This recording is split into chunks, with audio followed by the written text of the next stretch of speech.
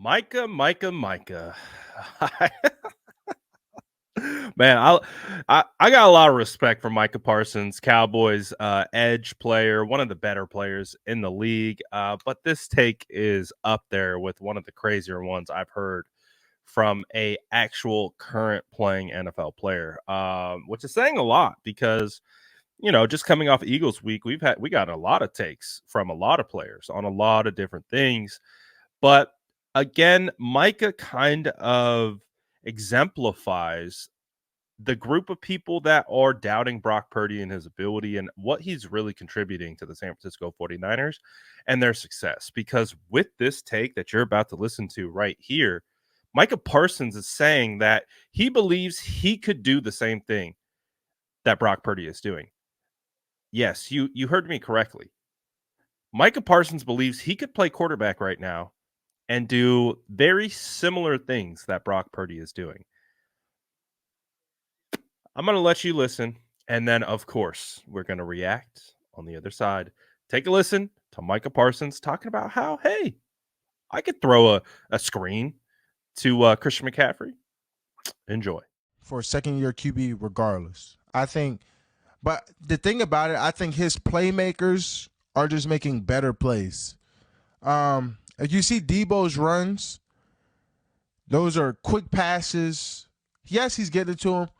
But honestly, sometimes, truth about it or not, and I am talking crazy right now. I am talking crazy right now. And I'm talking very crazy.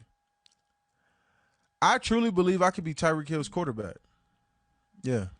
I could throw it up to Tyreek Hill. I could throw a screen pass to Debo.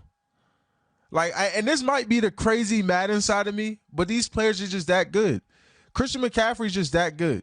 If I get the ball out to Christian McCaffrey in space, he's going to make someone miss. He's going to make a play happen for me. Same thing with Debo. Ayuk, Kittle, they're great playmakers. If you watch that game, they were able to make people's miss and obviously make big plays off of it. Small pass, precise passes, kept in front of them. You look at the pass chart, right? Those aren't hard passes. They're good passes, but those players are really freaking good at what they do. They're some of the best. Each player is top 5 at their position. But they're just super good. And that's just what they do. So that's my MVP debate. I already gave y'all my focal point on Tyreek Hill. Tyreek Hill will be the offensive player of the year. But if he breaks that record, he should be the MVP.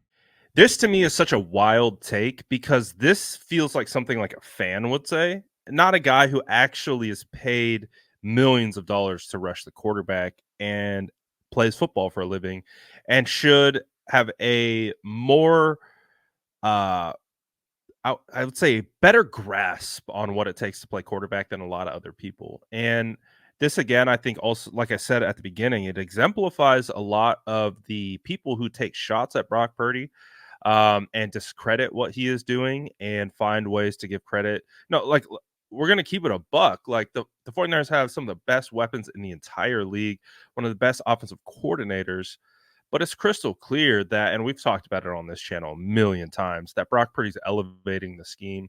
He's elevating the players, and that's not what system quarterbacks do. Obviously, he's finding success within the function of the scheme, but it's discrediting how he reads defenses. It's discrediting how he sees the field. It's discrediting how he throws with anticipation and just the his pocket presence, his pocket awareness, the slight movement in the pocket that he does to create space and throw into passing lanes. It just, I get what Micah is saying. Like I could also throw a pass to Debo Samuel. I could also throw a pass to Brandon Ayuk. I think I have a great arm, but you put me in that pocket with guys like Micah Parsons and Nick Bosa rushing me while they are showing me one thing pre-snap and then rolling into something else post-snap while I'm trying to turn my back to the defense with a play action, whip my head around and be able to process pre and post while understanding all the nuance that comes with the Kyle Shanahan scheme, delivering on time and with anticipation. It's he's taking away from what Brock Purdy is. I don't know if that's exactly what he's trying to do, but it's what he's doing. He's really taking him saying that he could do what Brock Purdy does is honestly kind of laughable. It really, really is. Like I said, it feels like a fan take. It feels like something a content creator would say. I could step into that offense, and no, you can't. No, you can't. You cannot do that. Micah Parsons, I would bet you everything I got that you could not do what Brock Purdy is doing. But hey, it makes for great conversation. Makes for great reactions. But like I said, and bringing it all back to, it just really does feel like this is the mindset of the people who try to discredit what Brock is doing with the San Francisco 49ers without like understanding how he's finding success. And hey, that's fine. That's fine. I just found it hilarious that Micah Parsons, like I said, I like Micah. He plays for the enemy. He plays for the Cowboys. But I do respect his game a lot. And obviously, if he's on the San Francisco 49ers, I would love him. But he's not, and he's a Dallas Cowboy. So when he does say these things, my ears perk up a little bit more. So I do find it interesting. However, on the other hand, Micah Parsons lists out his top 5 MVP frontrunners. And guess who ends up on the list? I don't know. Take a listen to Micah again as he describes his top 5 for MVP right here. This is not a QB based award for me. This is the most valuable player. This is the most valuable player award.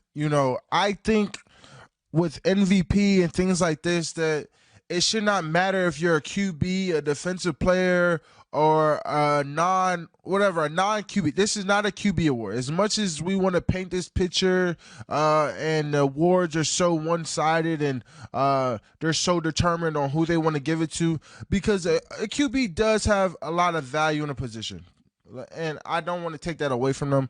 Your QB really can determine if you win games or not.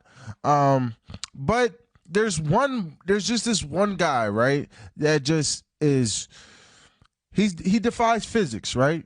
I think he might need weekly drug tests. I don't know, but this guy right here, he's been above and beyond for his team this year. I mean, he's taking screens for 60 and 70 yards. Like, he is going absolutely berserk. I mean, this guy, he has to be. And if he breaks this record, right?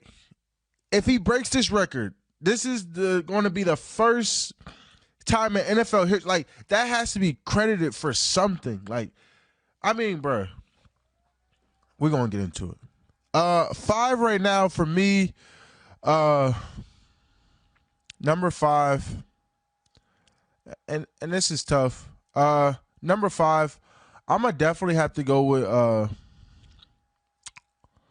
gonna have to go with Lamar Jackson. Number 5 for me would be Lamar Jackson. Number 4.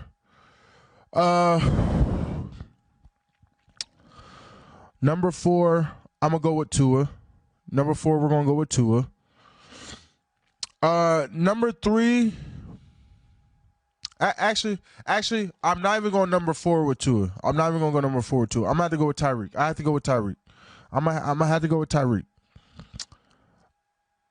Number 3 for me will be Brock Purdy. Number 2 will be Jalen Hurts, and number 1 will be Dak Prescott. Easy. This is the top 5 in order. I know it's a QB, and I did this because I know it's a QB based award, right?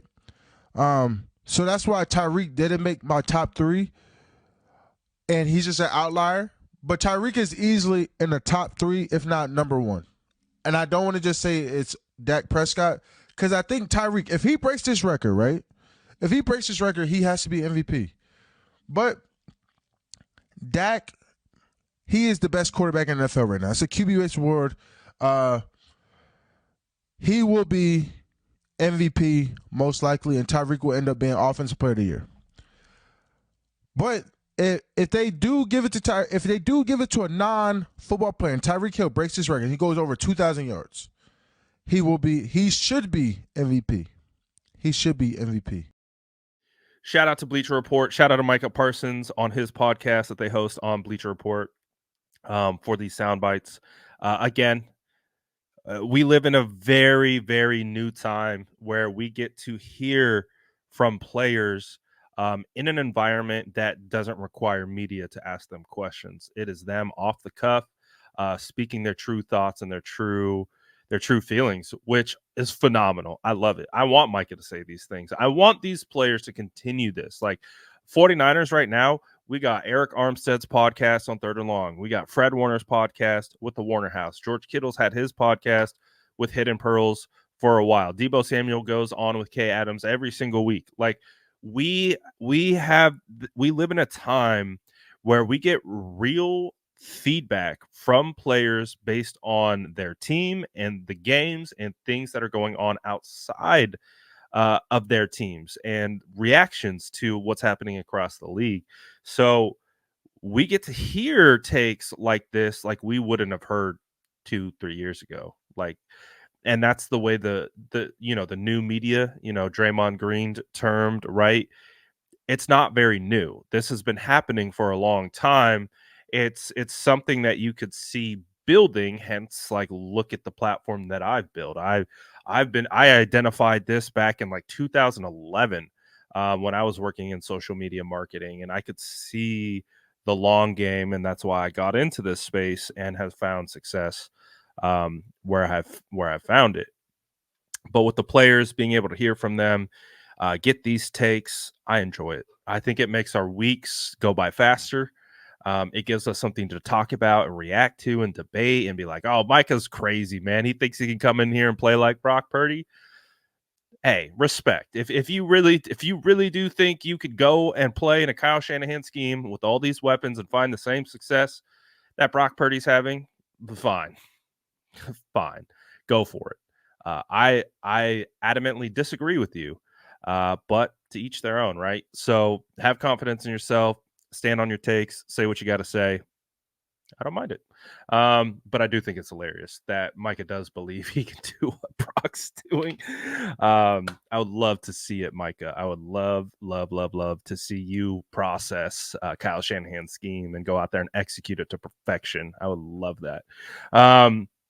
What do you guys think of Micah Parsons' comments? What do you guys think of Micah Parsons' MVP rankings and all that type of stuff? Let me know what you guys think in the comments below. And as always, make sure to like and subscribe for more updates.